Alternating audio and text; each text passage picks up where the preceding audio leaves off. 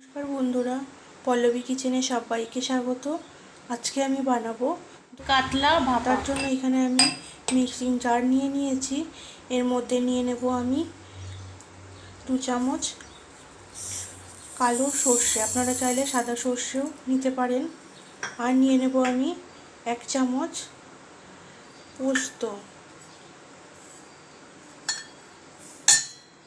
আর নিয়ে নেব 2টো কাঁচা লঙ্কা।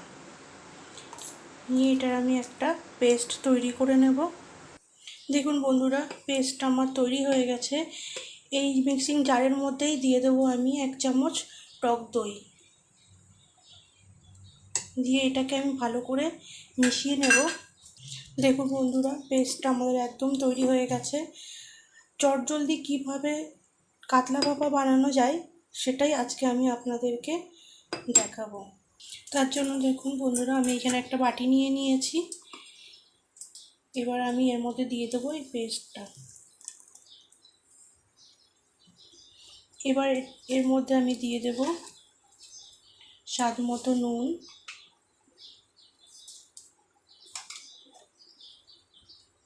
পরিমাণ মতো হলুদ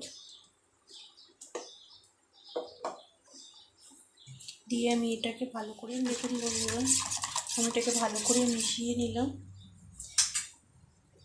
এর মধ্যে দিয়ে দেব এবার আমি মাছের পিসগুলোকে। দেখুন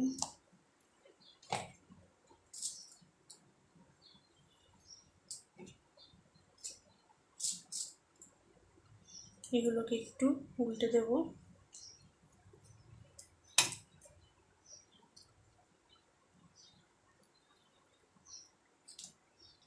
সবার শেষে দেব আমি 2 চামচ সরষের তেল।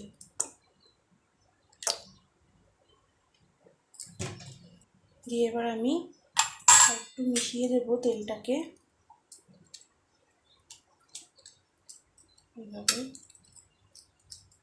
এবার আমি ঢাকনাটা লাগিয়ে দেব। দেখুন বন্ধুরা, এখানে আমি জলটাকে দিয়ে দিয়েছি গরম হওয়ার জন্য। তো এর মধ্যে আমি দিয়ে দেবো এখন ওই টিফিন বক্সটা।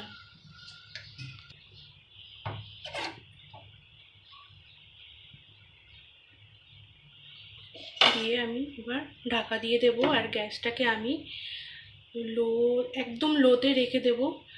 আর 20 থেকে 25 মিনিট এটাকে আমি হতে দেব ঢাকনাটা দিয়ে। আমার কাতলা ভাপা একদম রেডি হয়ে গেছে, আমি আপনাদেরকে খুলে দেখাচ্ছি।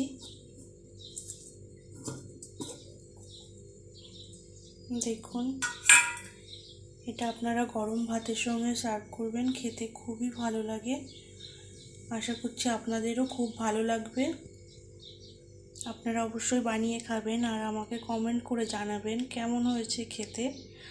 আর আমার রেসিপিটি যদি ভালো লাগে আপনাদের, তাহলে আমার চ্যানেলটিকে সাবস্ক্রাইব করে পাশে থাকা বেল আইকনটি দাবিয়ে দেবেন। দেখুন দেখতে কতটা সুন্দর লাগছে।